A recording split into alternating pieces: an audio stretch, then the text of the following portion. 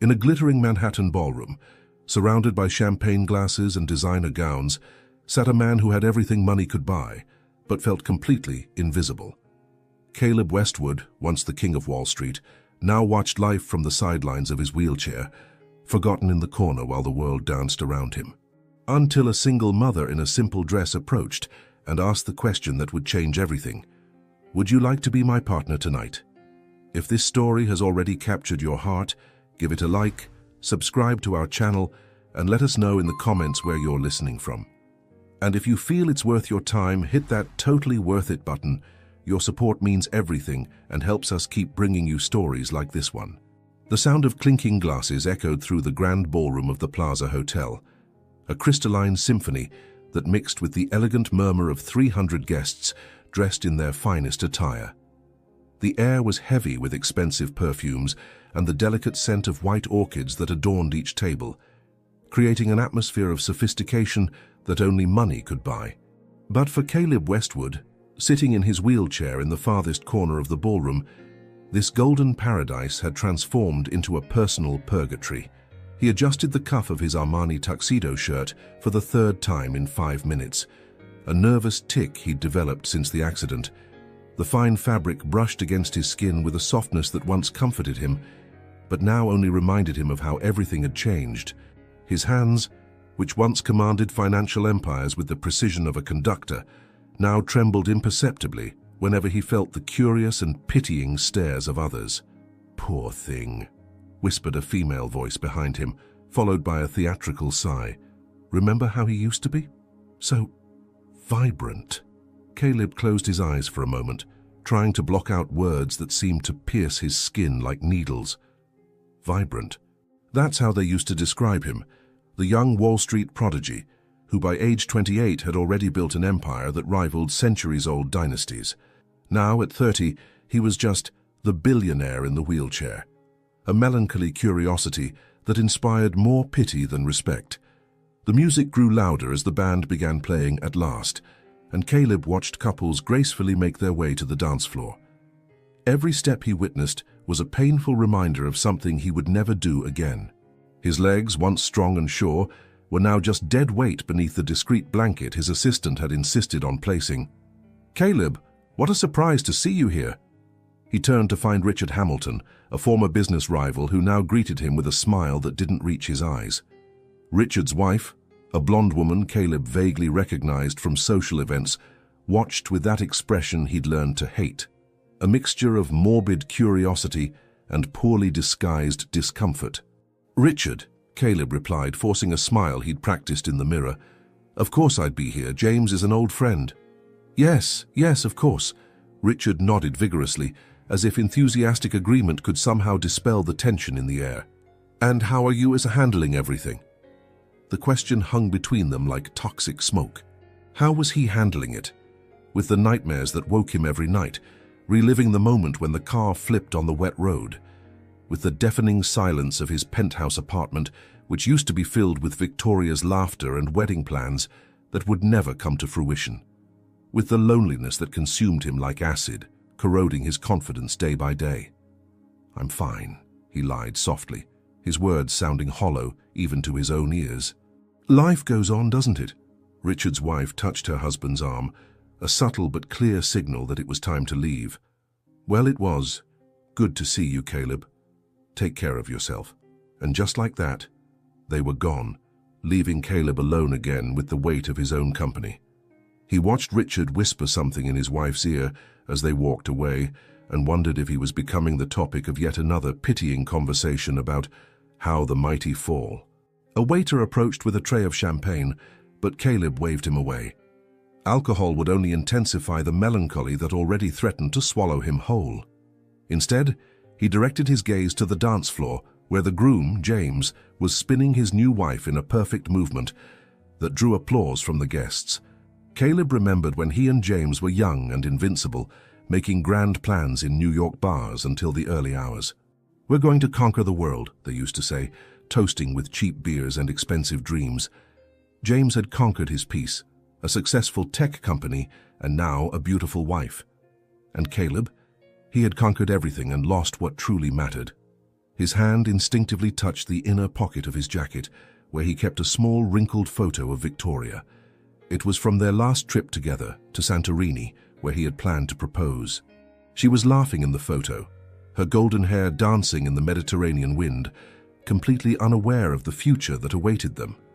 3 weeks after the accident, she had returned the ring he never got to give and said the words that still echoed in his mind. "I can't be the wife you need now, Caleb. You understand, don't you?" A couple walked past him, the woman wearing a stunning blue dress that cost more than many people earned in a year. She cast a quick glance at Caleb, followed by a whisper to her companion. More pity, always more pity. Caleb wondered why he had come. James had insisted, of course, with that gentle determination that true friends show when they're worried. "You need to get out, man. You need to live." But what James didn't understand was that living had become an act of courage that Caleb wasn't sure he possessed anymore. The chandelier lights above cast dancing shadows on the ornate walls, creating a golden kaleidoscope that should have been beautiful, but for Caleb only emphasized his feeling of watching life through glass, close enough to see, but too isolated to truly participate. And then, amid the whirlwind of silks and laughter, of animated conversations and enveloping music, Caleb remained where he had been since he arrived, alone in his corner, a spectator of his own life, wondering if he would ever again feel like he belonged anywhere other than in the shadows. The night had just begun, but for him it seemed to drag on like an eternity of golden isolation. The subway had been 15 minutes late, leaving Brooke Miller with only 20 minutes to get ready before the wedding. She looked at her reflection in the cracked mirror of her one-bedroom apartment bathroom in Queens, trying to transform an exhausted woman into someone presentable for Manhattan's high society. The navy blue dress she'd bought on clearance at Macy's 3 months ago still had the price tag stuck to the lining, $29 that represented 2 fewer meals that week. "Mommy, you look beautiful," exclaimed Liam from the bathroom doorway, his 5 years radiating the brutal honesty that only children possess. He was holding his favorite teddy bear, Mr. Buttons, whose brown fur was faded from so much love and washing. Brooke bent down to kiss her son's forehead, breathing in the scent of children's shampoo that always calmed her. "Thank you, sweetheart. Remember the rules for Mrs. Henderson. No TV after 8, brush my teeth before bed, and call if I need you," Liam recited with the seriousness of a soldier receiving orders.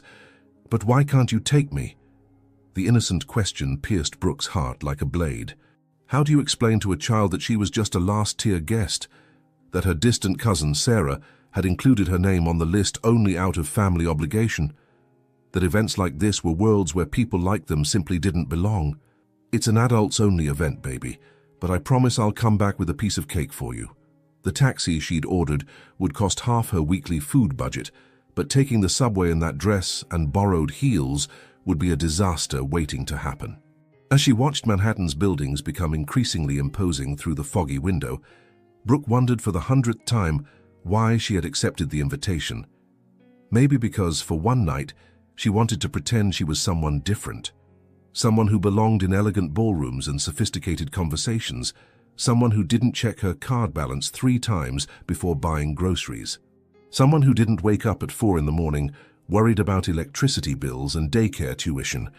The Plaza Hotel rose before her like a golden castle, its windows gleaming against the September night sky. Brooke paid the taxi driver, leaving a minimal tip that still made her stomach tighten with anxiety, and walked toward the main entrance. Her hands were sweating inside the lace gloves she'd borrowed from her neighbor, and she silently prayed that no one would notice her shoes were synthetic leather. The grand ballroom was exactly as she had imagined, an ocean of crystal and gold, where women glided in dresses that cost more than she earned in 6 months. The perfume in the air was so dense it almost suffocated her, an intoxicating mixture of roses and money that made her nostrils tingle. "Brooke? Brooke Miller?" She turned to find Sarah, stunning in a champagne-colored Vera Wang dress, approaching with a smile that seemed genuine but carried a hint of surprise, as if Sarah hadn't really expected her to show up. "Sarah, you look beautiful. Congratulations on the promotion." Brooke hugged her, feeling the difference in fabric quality against her skin. "Thanks for coming. Honestly, I wasn't sure if you'd be able to..." Get away, Sarah gestured vaguely, and Brooke understood the implication. Get away from her life of responsibilities and financial limitations. Liam is with the neighbor. She's an angel. Oh, of course. Little Liam. Sarah nodded, but her eyes were already searching for other people to greet. Well, have fun. The bar is over there and the food is divine. And just like that, Brooke was abandoned again. This time in a sea of strangers who seemed to speak a different language, a language of investments and summer homes, of private schools and trips to Europe that were as casual as a trip to the grocery store. She discreetly made her way to a table in the back, watching groups form and dissolve like social waves. A platinum-haired woman was commenting on the latest exhibition at MoMA, while her companion grumbled about his golf club fees. A young couple debated whether they should buy the country house in the Hamptons or Martha's Vineyard. Brooke blinked, remembering when her biggest concerns were whether she could afford a babysitter to work overtime or if the apartment heater would last another winter. She discreetly touched the simple bracelet on her wrist, the only gift Daniel had given her before disappearing when he found out about the pregnancy. It was a cheap piece bought at a department store, but she kept it as a reminder that not all dreams come true. "Excuse me, miss. Champagne?" A waiter materialized beside her, offering a crystal glass that probably cost more than she paid in rent. "Thank you." She accepted the drink, feeling the bubbles dance against her lips. The taste was different from the cheap champagne she'd tried at previous weddings, smoother, more complex, as if even the alcohol had class in this environment. Her eyes swept the ballroom, absorbing every detail. The flowers that looked like they'd been plucked directly from a French garden, the tables set with china she'd only seen in magazines, the men in impeccable tuxedos, and the women who moved like swans on a serene lake. And that's when she saw him. In the farthest corner of the ballroom, almost hidden behind a decorative column, was a man in a wheelchair.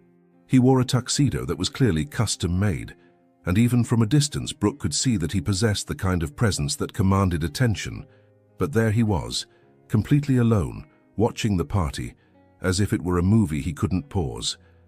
Something inside Brooke stirred, not pity like she'd seen in other people's glances, but recognition. She knew that expression, that posture of someone who was present, but not really participating. It was the same expression she saw in the mirror every morning, the face of someone who had learned to settle for life's crumbs. Without thinking twice, she placed her glass on the nearest table and began walking toward him.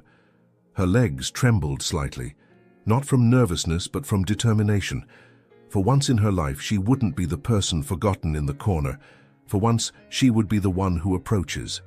And as she made her way across the golden ballroom, Brooke Miller, the single mother from Queens who never fit in anywhere, was about to discover that sometimes the most unexpected connections happen between those who least expect to find someone. Caleb was lost in his own thoughts when he noticed a delicate shadow approaching. He looked up to find a woman standing before him, her hands clasped together almost shyly, but her blue eyes shining with a determination that surprised him. She didn't have the artificial sparkle of the other women in the ballroom. There were no diamonds drawing attention at her neck, nor heavy makeup masking her features. Instead, there was something genuine about her presence that made him unconsciously straighten in his chair. "Hi," she said simply, her voice carrying a slight nervousness that contrasted with the resolve in her eyes.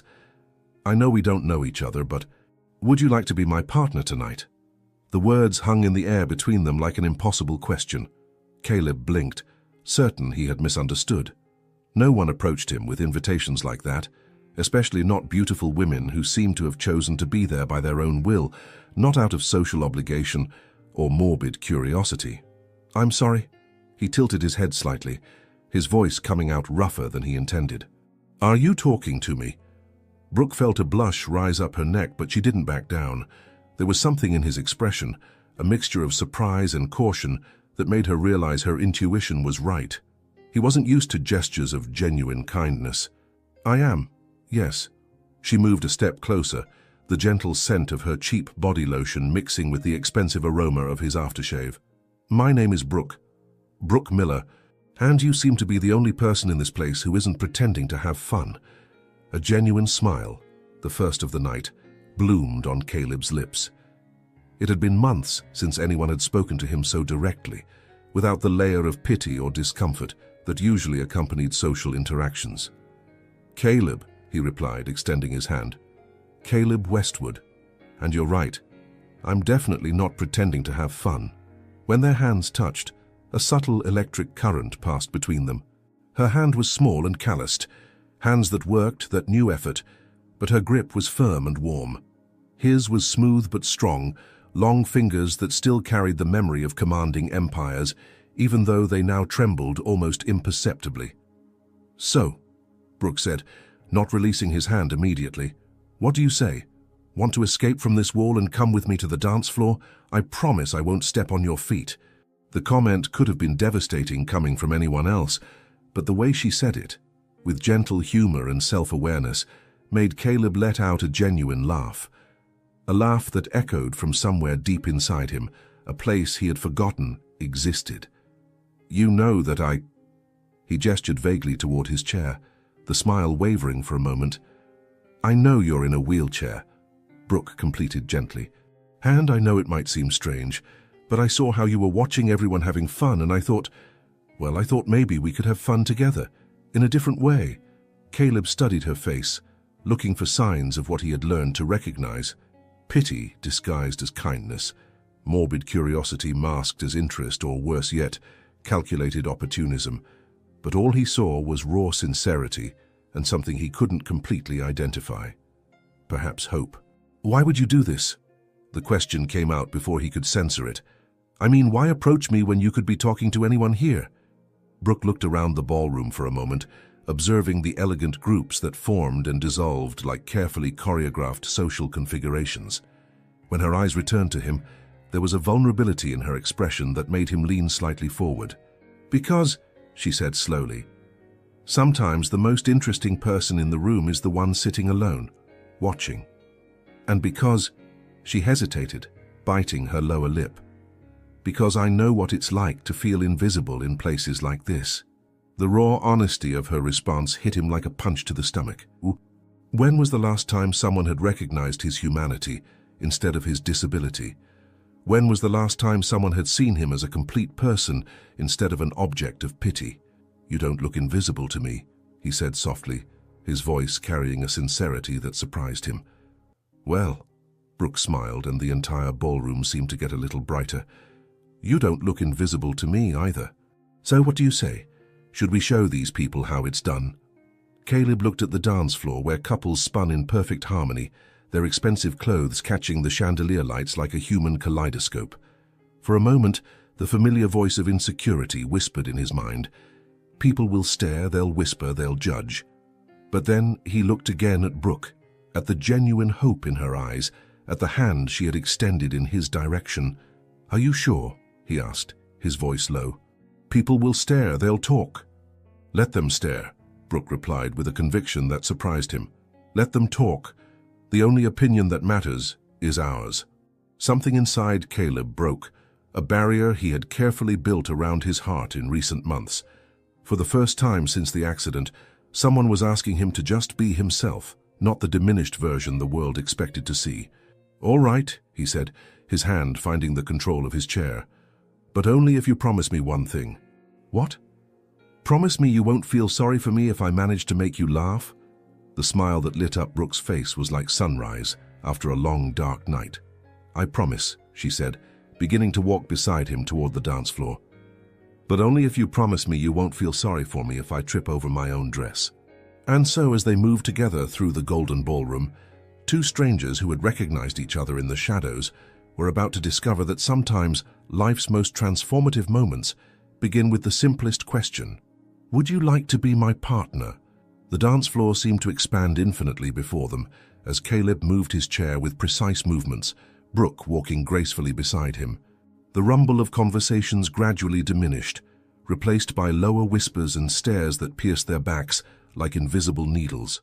Caleb felt every pair of eyes on them, every head that turned discreetly, every conversation that paused as they passed. "Are you hearing this?" Brooke asked quietly, her hand lightly touching his shoulder as they walked. "It's hard not to," Caleb replied, his jaw tightening slightly.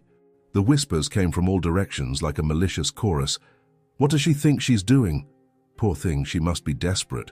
He should have more pride than that. They reached the center of the floor where other people were dancing, and for a moment Caleb hesitated. The music was The Way You Look Tonight, a classic and romantic melody he had danced to dozens of times before the accident. But now the simple idea of being there, exposed and vulnerable, made his heart race with anxiety. "Hey," Brooke said softly, positioning herself in front of him and placing her hands on the arms of the chair. "Look at me, not at them." Their eyes met, and something magical happened. The rest of the world began to disappear. The whispers, the stares, the silent judgment. All that existed was the woman before him, with her blue eyes shining with determination, and a smile that radiated pure courage. "How do we do this?" he asked, genuinely curious. His last dance had been with Victoria, their feet moving in perfect synchrony, spinning and gliding as if they had been born for it. Now he had no idea how to navigate this new territory. "Let me handle this," Brooke said, her hands moving to the arms of the chair. "Can you trust me?" Caleb looked at her, really looked. He saw the fierce determination in her eyes, the way she lifted her chin defiantly against the stares around them, how her hands positioned themselves carefully but without hesitation. This woman, who barely knew him, was willing to face the judgment of 300 people just to make him feel human again. "I trust you," he said, and he meant every word. Brooke began moving the chair in smooth, rhythmic movements, following the beat of the music. It wasn't dancing in the traditional sense, but it was something new, something theirs. She spun around him, her hands occasionally touching his shoulders or arms, creating an intimate choreography that defied all conventions. "You're smiling," she observed, her own cheeks pink with joy. "It's hard not to smile when you're—" He stopped, searching for the right words. "When you're making magic." But not all magic goes unnoticed.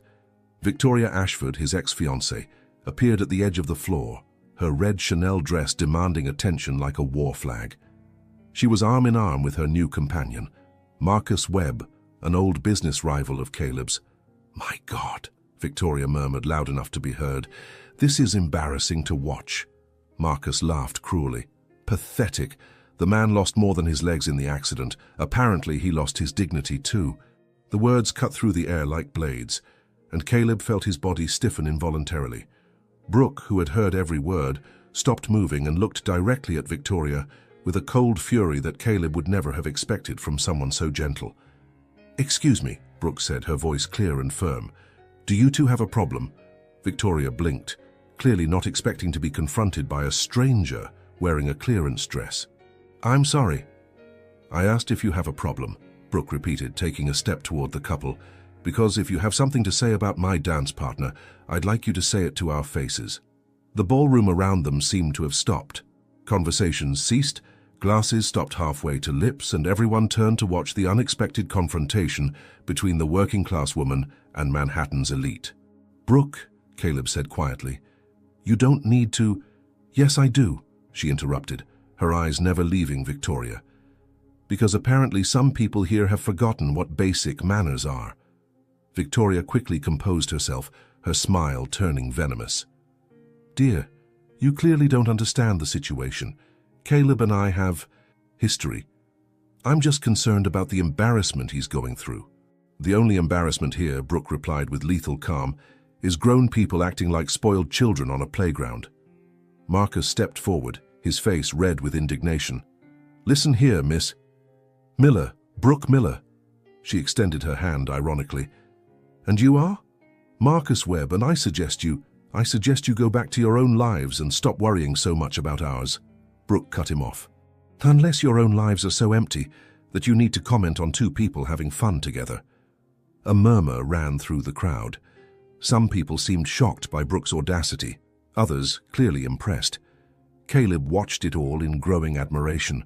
This woman was literally facing lions for him. Victoria, realizing she was losing the battle, tried one last card. "Caleb, darling, do you really think this is appropriate? You were always so dignified." That's when something inside Caleb ignited. He looked at Victoria, the woman who had promised to love him in sickness and in health, but who had fled at the first sign of adversity. and then at Brooke, who was defending him with a ferocity that warmed his heart. "You're right, Victoria," he said, his voice carrying an authority that reminded people why he had conquered Wall Street. "I've always been dignified. Too dignified for you, apparently." He turned to Brooke, extending his hand. "Where did we leave off?" The smile she gave him could have lit up all of Manhattan. She took his hand, and they resumed their unique dance, moving together as if the rest of the world didn't exist. The whispers continued, but now there was a different quality to them, reluctant respect, admiration, and perhaps even a bit of envy. Because there, in the center of the dance floor, two people the world had tried to make invisible were shining brighter than all the diamonds in the ballroom. The music had changed to something softer, more intimate, when Caleb suggested they leave the dance floor. The confrontation with Victoria had left a strange energy in the air, a mixture of triumph and emotional exhaustion that both felt weighing on their shoulders. Brooke nodded gratefully, and together they headed toward the French doors that led to the hotel's terrace. The September night air was cool and refreshing, a gentle breeze carrying the scent of Central Park trees mixed with Manhattan's urban perfume. The terrace was decorated with strings of small lights that created a magical atmosphere, like stars that had descended to dance among them. The city view stretched infinitely, a glittering carpet of illuminated windows and pulsing life. "Wow," Brooke sighed, leaning against the marble railing. "It's amazing how different the city looks from up here, isn't it? All those lights, each one represents a life, a story." Caleb positioned his chair beside her, observing her profile illuminated by the golden light. There was something poetic about the way she looked at the city, not with the blasé indifference of someone accustomed to luxury, but with the genuine admiration of someone who could still find beauty in simple things. "Thank you," he said softly, his voice almost lost in the distant murmur of traffic below. "For what?" Brooke turned to him, her eyes curious. "For defending me in there. For making me feel like a normal person again, even if it's just for one night." Brooke studied his face, seeing for the first time the lines of fatigue around his eyes, the tension he carried in his shoulders, the way his hands contracted involuntarily when he thought she wasn't looking. "Caleb," she said gently, "you are a normal person. What happened to you doesn't change that." He let out a bitter laugh. "That's not what people think. It's not what my ex-fiancée thought when she saw me in the hospital, connected to tubes and machines, with doctors explaining that I would never walk again." His voice became lower, more vulnerable. "She looked at me like I was a stranger, like the person she loved had died in that accident." The silence that followed was heavy, full of unprocessed pain. Brooke felt her heart break for this man who had clearly carried that rejection like an open wound for months. "She was wrong," Brooke said finally, her voice firm. "Whoever she loved was just a superficial version of you. The real person, the one who matters, is right here." Caleb looked at her with surprise. "How can you be so sure? You barely know me." "Because," Brooke turned completely to face him, "I saw how you treated the waiter earlier, with genuine kindness, not condescension. I saw how you smiled when that child stumbled near our table. It wasn't a pitying smile, it was understanding. And I saw how you faced your ex-fiancée with dignity, even when she was trying to humiliate you." She paused, gathering courage to share something equally personal. "Besides, I know what it's like to be abandoned when things get tough." Caleb leaned slightly forward. "What do you mean?" Brooke took a deep breath, her hands tightening around the railing. "Liam's father left me when he found out I was pregnant, literally left a note on the refrigerator saying he wasn't ready to be a father, and disappeared." Her voice trembled slightly. "I found out the same day that I'd lost my job. Budget cuts." The confession hung between them like an invisible bridge connecting their pain. Caleb felt something loosen in his chest. It wasn't pity he felt for her, but recognition, mutual understanding. "How old is Liam?" he asked softly. 5. He'll be 6 in November." Brooke's face lit up even through the sadness. He's everything to me. Smart, funny, full of questions about the world. Sometimes when I'm exhausted after working 2 shifts, he'll make me a drawing or tell me a silly joke, and suddenly everything is worth it. He sounds special. He is special. But it's hard, you know, being both mother and father, having to make choices like buying medicine for him or paying the electric bill, sitting on park benches watching other families and wondering if I'm failing him by not being able to give him everything he deserves. The raw honesty of her confession made Caleb realize how superficial his own problems had been before the accident. Here was a woman who faced real adversity every day, who made sacrifices he had never even considered, and yet still managed to radiate hope and kindness. "You're not failing," he said with conviction. "Any child who has a mother who cares that much, who works that hard for them, that boy is lucky." Brooke felt tears sting her eyes. "Thank you. Sometimes it's hard to believe that when everyone around you seems to have it all figured out." "Everyone around me thought I had it all figured out too," Caleb admitted. "Billion-dollar company, Manhattan penthouse, beautiful fiancée. But the truth is, I was so focused on building this empire that I forgot to build real relationships. When everything collapsed, I discovered I had no one real." They stood in silence for a moment, watching the city lights blink like Morse code of connected and disconnected human lives. The wind had grown stronger, bringing with it the distant aroma of pizza and pretzels from street vendors, mixed with the scent of flowers from the hotel garden. "Can I ask you something?" Brooke said finally. "Of course." "Do you miss it? Walking, I mean." The question was direct in a way most people avoided, but Caleb appreciated her honesty. "Every day," he replied without hesitation. "I miss walking on the beach, running upstairs when I'm late, really dancing." He paused. "But tonight, for the first time, I didn't miss it. For a few moments, I completely forgot." Brooke smiled, a small but meaningful smile. "Maybe that's the difference between living and just existing." "What do you mean?" "You've spent months existing, breathing, functioning, surviving. But tonight you lived. You laughed, confronted people, connected with someone. That has nothing to do with working legs." Her observation hit him like a revelation. That was exactly it. For months he had just been existing, letting days pass like a black and white movie.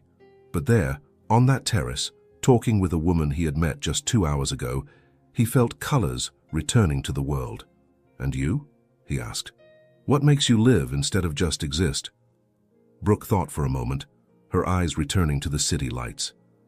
"Liam, mostly, but also moments like this, when you really connect with someone, when you feel like you're not alone in the world."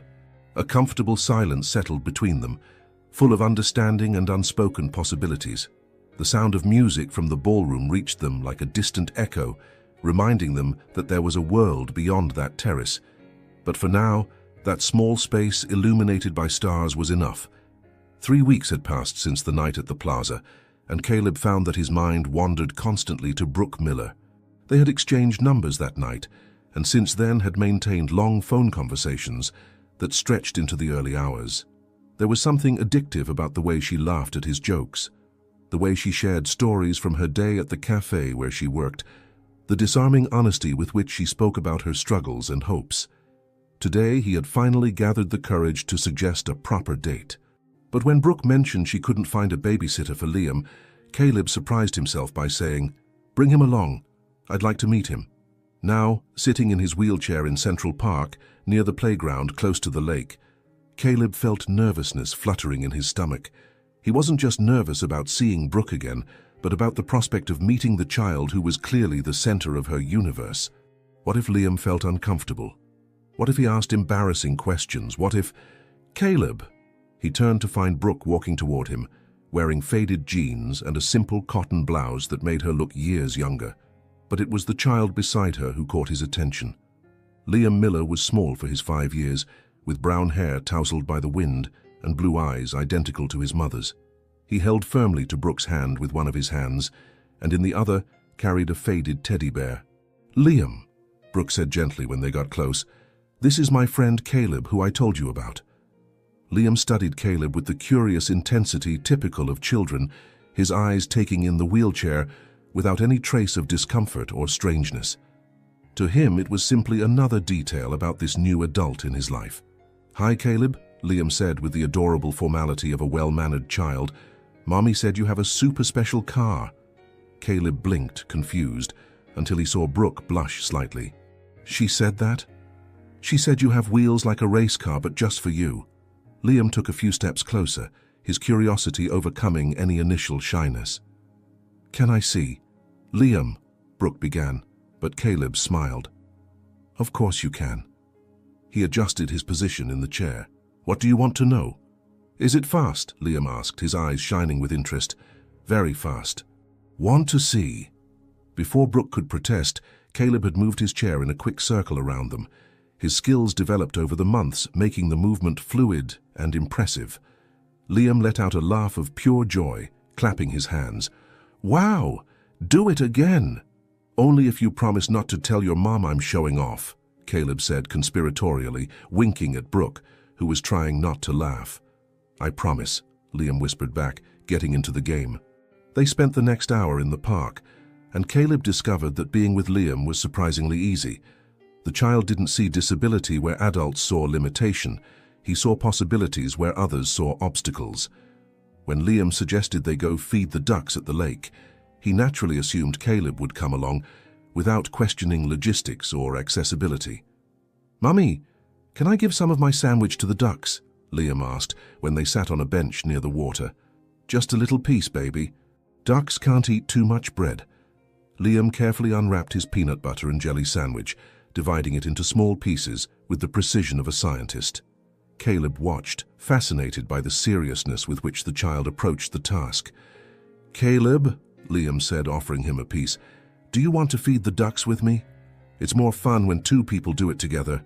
Something tightened in Caleb's chest. When was the last time someone had so naturally assumed he would participate, that he was capable, that his company was desired without reservation? "I'd love to," he replied, accepting the piece of sandwich. Together they threw crumbs to the ducks that approached gracefully, their iridescent feathers shining under the afternoon sun. Liam provided running commentary on each duck. "That one there is clearly the boss. See how the others let him eat first? And I think that one there is the mommy, because she's taking care of the little ones." "You know a lot about ducks," Caleb observed. "Mommy and I watched a documentary on TV," Liam explained proudly. "They're very smart, and they choose one partner for life, like marriage, but for ducks." Brooke and Caleb exchanged a glance over Liam's head, both touched by the mixed innocence and wisdom of the observation. After the ducks, Liam wanted to show Caleb his favorite spot on the playground. It was a colorful climbing structure that allowed different routes to the top. "I usually climb up here," Liam explained, pointing to the bars, "but I'll go down the slide and you can watch from below, okay?" "Actually," Caleb said, an idea forming in his mind, "how about if I go under the slide and catch you when you come down?" Liam's eyes widened with excitement. "You would do that?" "Of course I would." Brooke watched, her heart tight with emotion, as Caleb positioned his chair at the end of the slide. Liam quickly climbed the structure, his infinite energy contrasting with Caleb's calm patience below. "Ready, Caleb," Liam shouted from the top. "Ready." Liam came down laughing, and Caleb caught him gently, spinning the chair slightly to make the landing more fun. Liam's laughter echoed through the playground, pure and contagious. "Again! Again!" They repeated the game several times, until Liam finally got tired and threw himself on the grass next to Caleb's chair. Brooke joined them, spreading out a blanket she had brought. "Caleb," Liam said, lying on his back and looking at the clouds, "do you want to be my friend?"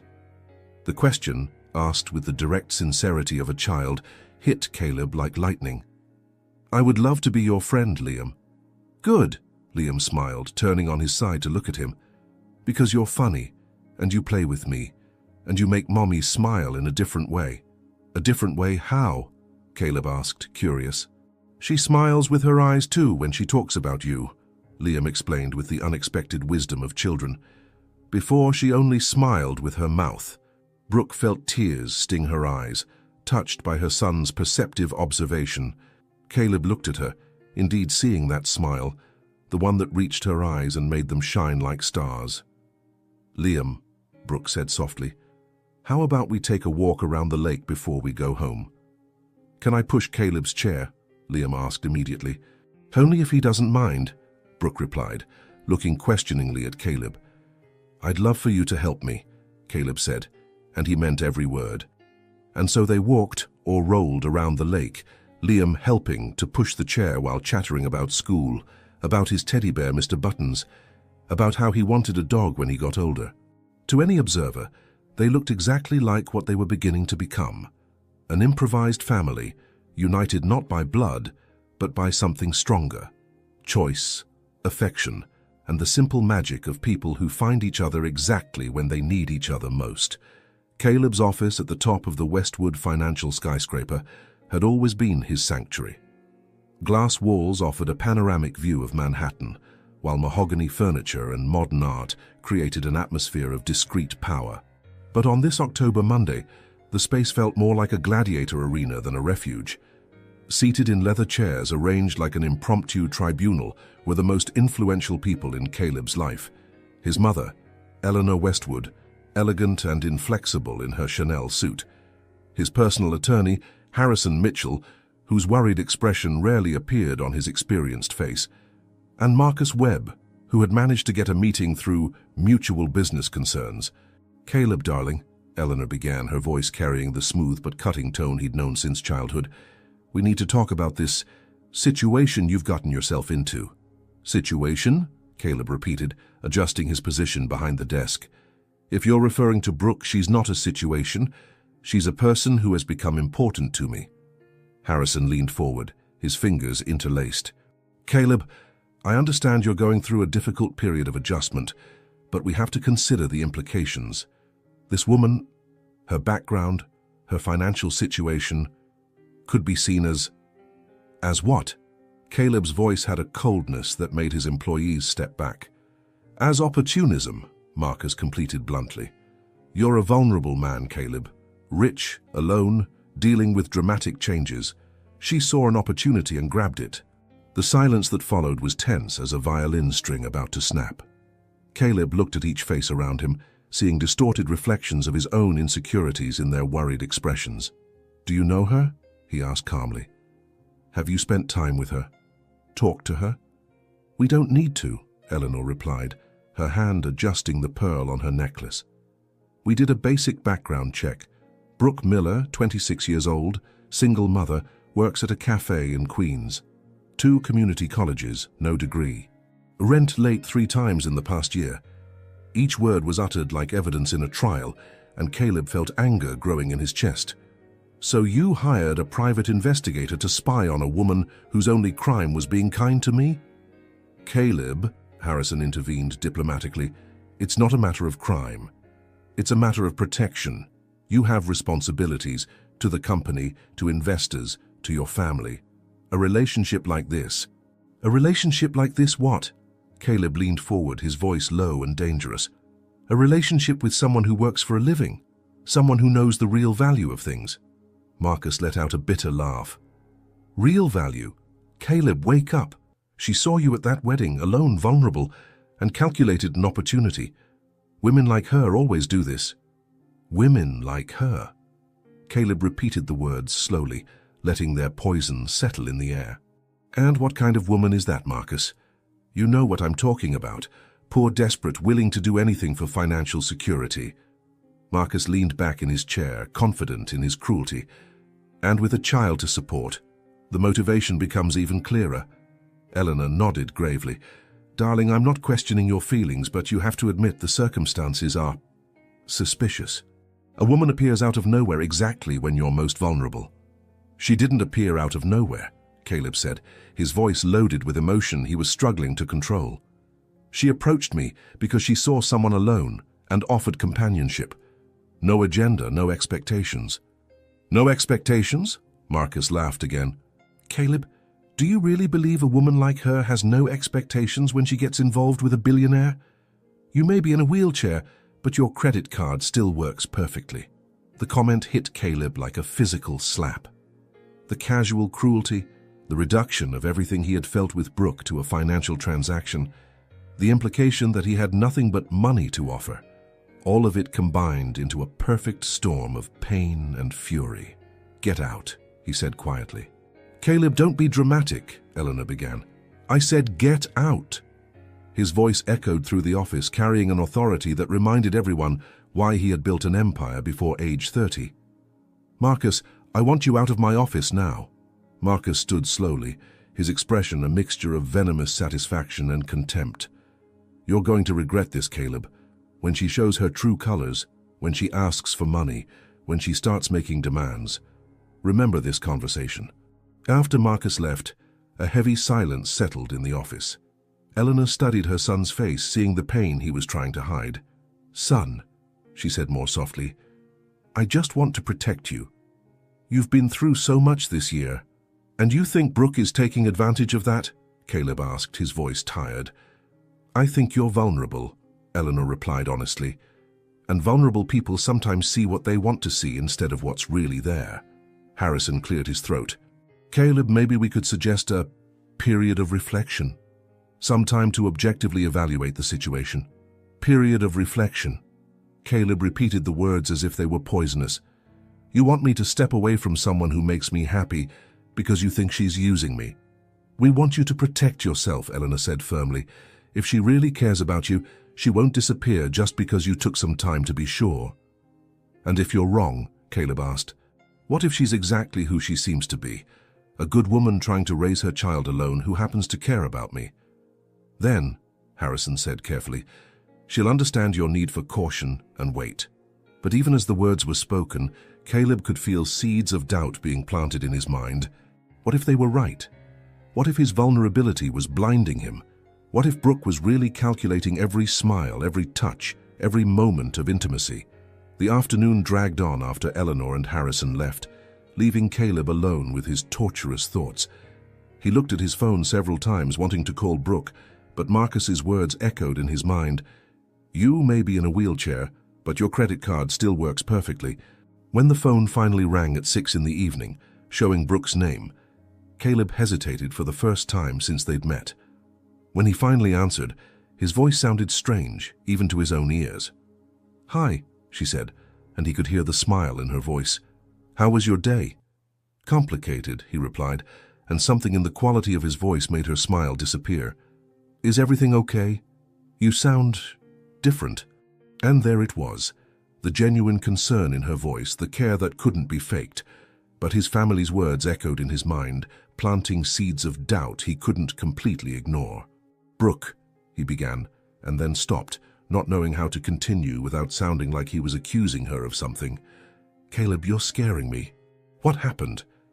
And in that moment, Caleb realized he was facing the first real test of their relationship, not just of his feelings for Brooke, but of his ability to trust his own judgment against the weight of the world's expectations around him. The call ended with more questions than answers.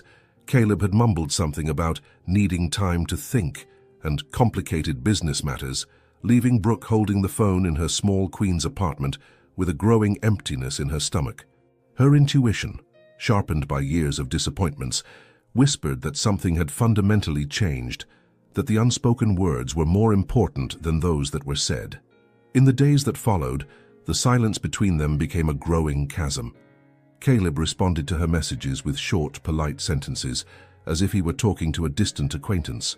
The long phone conversations that had become the highlight of Brooke's days simply ceased, replaced by sporadic texts that arrived at odd hours, like afterthoughts. "Mommy, why are you sad?" Liam asked on Thursday night, finding Brooke standing at the kitchen window, looking at the city lights without really seeing them. "I'm not sad, baby," she lied, crouching down to his eye level. "Just tired from work." Liam studied her face with the frightening perception of children. "I don't smile anymore when the phone rings. You used to run to answer it." His observation hit her like a punch to the stomach. Even her 5-year-old son had noticed how Caleb had become part of the rhythm of their lives, how his absence created a palpable void in their daily routine. "People sometimes get busy, sweetheart," she explained, trying to keep her voice steady. "Caleb has many important responsibilities, but will he come back to play with us?" The hope in Liam's eyes almost destroyed her. Her son had talked about Caleb every day since their meeting in the park, making drawings for his friend with the special car and asking when they could feed the ducks together again. "I don't know, baby," Brooke replied honestly, because lying to Liam about something so important seemed too cruel. Meanwhile, in his silent Manhattan penthouse, Caleb wrestled with his own version of hell. Each day without properly talking to Brooke seemed to drag on forever. He found himself picking up the phone dozens of times, dialing half her number before hanging up, tormented by the conflicting voices in his head. Marcus's words echoed during sleepless nights. Women like her always do this. His mother's genuine concern mixed with his own insecurities. You're vulnerable. And underneath it all, the question that terrified him. What if they were right? On Friday, Eleanor appeared at his apartment unannounced, finding him in his chair on the balcony, looking towards Central Park, where he had taken Liam just a week before. The geographical distance seemed small, but emotionally it felt like light years. "You're not well," she observed, serving tea in her finest porcelain. "I'm fine," Caleb lied, accepting the cup more to have something to occupy his hands than from any desire to drink. "Caleb, you're my son. I know your moods better than anyone." Eleanor sat elegantly in the chair beside him. "You're torturing yourself." "I'm being prudent," he corrected, but even to his own ears it sounded hollow. "You're being a coward," she replied softly, surprising him. "And that's not typical of you." Caleb looked at her, surprised by the frankness. "I thought you wanted me to stay away from her. I wanted you to be careful, there's a difference." Eleanor sighed, looking at the city stretching below them. "But I've watched you these past weeks, darling. Before her, you were existing. After you met her, you were living. And now you're just suffering. What if you're right?" The question came out as a pain-laden whisper. "What if she really is only interested in the money? What if we're wrong?" Eleanor countered. "What if you're throwing away the best thing that's happened to you in years because of fear?" The conversation was interrupted by the intercom. Caleb frowned. He wasn't expecting anyone. His doorman's voice echoed through the apartment. "Mr. Westwood, there's a woman here downstairs. Brooke Miller says she needs to speak with you." Caleb's heart raced. "Send her up," he said before he could think twice. Eleanor stood gracefully. "I think that's my cue to leave." "Mother, wait." "No, darling. This is a conversation you two need to have alone." She kissed his forehead softly. "But Caleb, listen with your heart, not just your head. Not everything in life can be analyzed like a financial spreadsheet." Brooke arrived at the apartment a few minutes later, clearly having come straight from work. She still wore her cafe uniform, a simple blouse and apron, comfortable sneakers that had seen better days. Her cheeks were pink from the October cold, and there was a determination in her eyes that Caleb hadn't seen before. "We need to talk," she said without preamble, refusing his offer to sit. "And this time, you're going to tell me what's really happening." Caleb moved closer to the windows, as if the view could give him strength. "Brooke, No." She raised her hand, interrupting him. "First, let me speak. It's been a week since you started acting like I was a stranger. A week of truncated conversations and cold messages. And I know something changed, but I don't know what." She walked until she stood before him, her hands trembling slightly. "So I'm going to ask directly, have you lost interest in me? Because if you have, that's fine. I'm an adult woman, I can handle rejection, but I can't handle being treated like I'm invisible when I've done nothing wrong." The raw pain in her voice almost undid him. "Brooke, it's not that." "Then what is it?" Tears shone in her eyes, but her voice remained firm. "Because it's killing Liam to see you disappear like this. He's made a drawing for you every day this week, asking when his friend Caleb is coming back." The mention of Liam was like a stab wound. Caleb closed his eyes, remembering the child's pure laughter, the way he had naturally assumed they were a family. "They said," he began, and then stopped. "Who said what?" Brooke stepped closer, her eyes narrowing. "Caleb, who said what?" The silence stretched between them, loaded with unspoken truths and unconfessed fears. Finally, Caleb looked at her, really looked, and saw not a calculating opportunist, but a brave woman who had crossed the city to fight for something she believed in. "They said you might be with me for the money," he admitted, the words coming out as if they were being torn from him. "My family, my advisors, they did a background check. They said you saw an opportunity and—" Brooke stepped back as if she'd been slapped. The color drained from her face, leaving her pale except for the red spots on her cheeks. "A background check." Her voice was low, dangerous. "You investigated me. It wasn't my idea, but you let them." The tears she had been controlling finally overflowed. "You let them reduce me to a report, to statistics about my income and credit history. Brooke, You just what, Caleb? Decided I was guilty until proven innocent? Her voice rose slightly, years of frustration and pain coming to the surface. Thought I was faking interest in you for money. The pain in her eyes was so intense that Caleb had to look away. I didn't know what to believe. Then believe this, Brooke said, her voice breaking. Believe that I came here tonight, hoping you'd give me a reason to fight for us. Believe that I spent the past week wondering what I did wrong. And believe that now I know. She turned to leave but stopped at the door. And Caleb, next time someone tells you I'm with you for the money, remember that you never spent a cent on me. The coffee we shared, I paid for it. The snack at the park, I brought it. Because for me it was never about what you have, it was about who you are. The door closed behind her with a soft click that echoed like thunder in the apartment's silence. 2 weeks had dragged by like an eternity since Brooke had left his apartment. Caleb found himself at the annual Westwood Foundation Benefit Gala, an event his company had sponsored for years, surrounded by 500 of New York's most influential people. The grand ballroom of the Metropolitan Museum was decorated with white orchids and golden lights, creating an atmosphere of elegance that should have been familiar and comforting. Instead, it felt like a theater, where he was forced to play a version of himself he no longer recognized. The Armani tuxedo fit perfectly. His wheelchair had been polished to a shine, and he had spent the evening greeting important donors and posing for photos that would appear in the society pages of newspapers. But inside, he felt completely empty, as if he were watching his own life through a screen. "Caleb, darling, you look radiant tonight," murmured socialite after socialite, their words sounding identical and hollow. He smiled, nodded, said the right things, but his mind was consistently in a small Queens apartment where a woman and her son were probably eating mac and cheese while watching cartoons. "Mr. Westwood?" His assistant Jennifer appeared beside him with a professional smile. "It's time for your speech." Caleb nodded, directing his chair toward the small stage set up at the end of the ballroom. This was always the culminating moment of the gala, his words about philanthropy and social responsibility that would inspire generous donations and enthusiastic applause. He had given this speech or variations of it dozens of times. The microphone picked up the sound as he approached, making the ballroom gradually quiet. Hundreds of faces turned in his direction, a sea of polite expectation and ready checkbooks. Eleanor was in the front row, proud and elegant, nodding slightly. Marcus Webb was a few tables back, his smile carrying cruel satisfaction, as if Brooke's absence were a personal victory.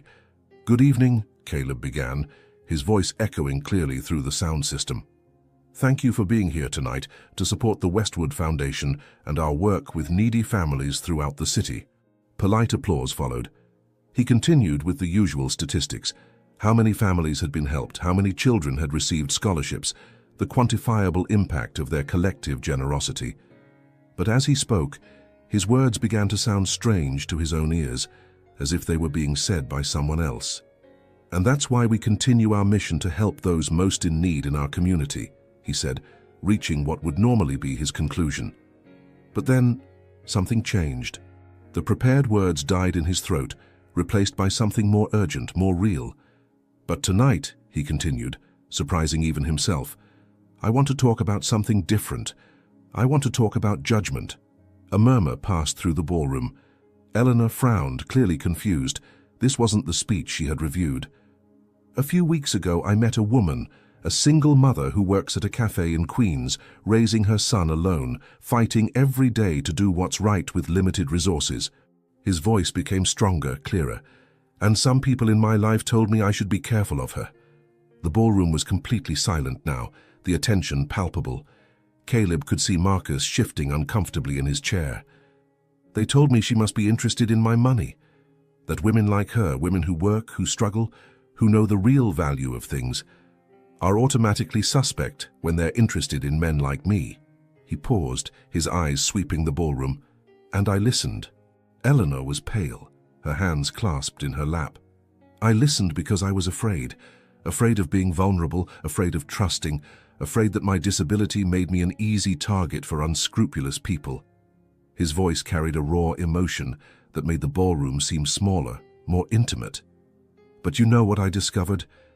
He leaned slightly forward into the microphone. I discovered that real weakness isn't being in a wheelchair. Real weakness is letting fear and prejudice dictate your choices. Real weakness is valuing the opinions of people who never bothered to get to know someone before judging them. Marcus stood abruptly and began to leave, but Caleb continued. Brooke Miller taught me something you all should know. She taught me that dignity has no price, that kindness can't be bought, and that love, real love, doesn't see wheelchairs or bank accounts. It sees only people. Tears glistened in some people's eyes in the audience. Eleanor was crying silently. So tonight, in front of all of you, I want to say something. Caleb straightened his shoulders, his voice becoming declarative and clear. I choose Brooke Miller. I choose her genuine kindness over social approval. I choose her son, who sees me as a hero, even in a wheelchair. I choose a woman who paid for her own coffee instead of assuming I would pay. His voice broke slightly with emotion. And if that bothers you, if you think it somehow diminishes who I am or what I represent, then you clearly never really understood who I am to begin with. The silence in the ballroom was deafening. Then, slowly, someone in the back began to clap. Others joined in until the sound became thunderous. Eleanor was standing now, clapping through her tears, pride and regret mixed in her expression. Brooke, Caleb said directly into the microphone as if she could hear him across the city, if you're watching this somehow, or if someone tells you about it, I want you to know. I was wrong. Completely, totally wrong. And if you give me a second chance, I promise I'll never again let fear be stronger than love. He moved away from the microphone amid the applause, his heart beating furiously. He had just burned bridges with half of Manhattan's elite, had exposed his soul before 500 people, and had publicly declared his feelings for a woman who might never forgive him. But for the first time in weeks, he felt like himself again.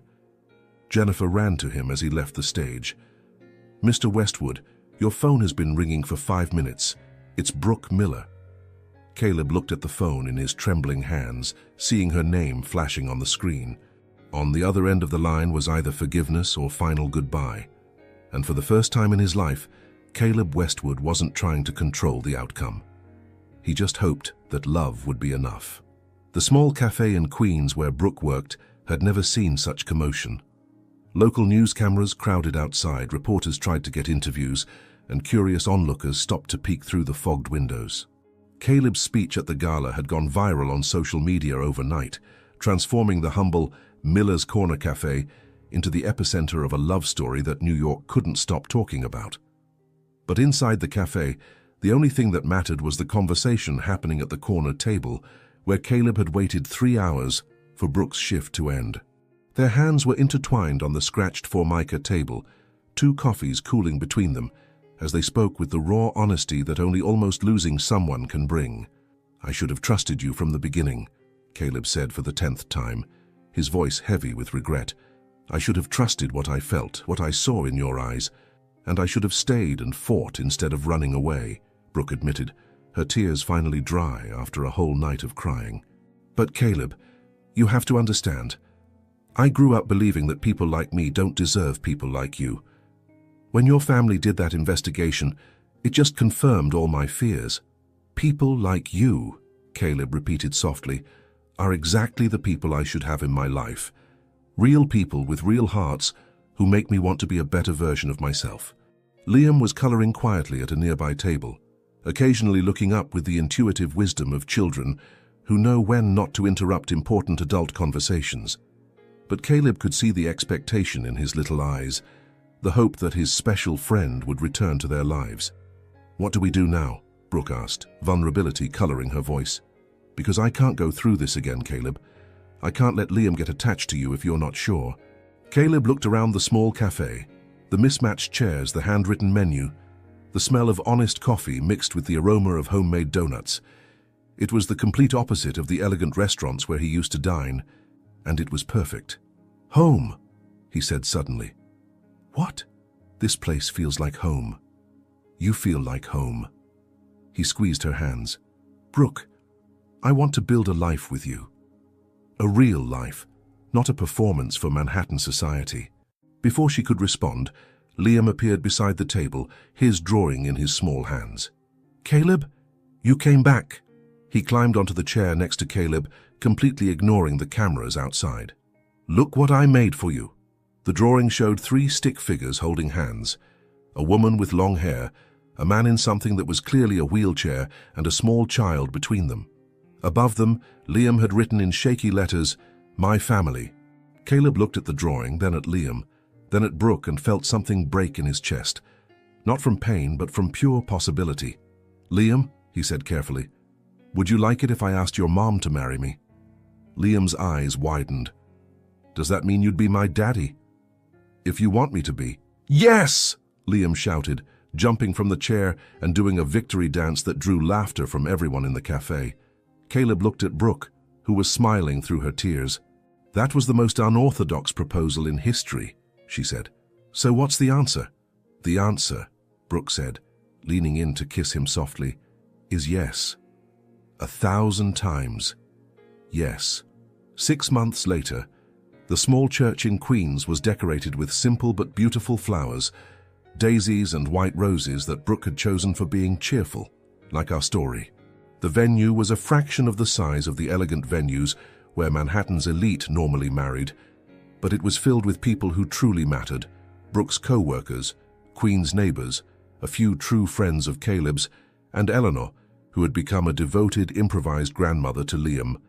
Caleb stood at the altar in his tuxedo, but this time his expression radiated pure joy instead of the melancholy resignation he had carried for so long.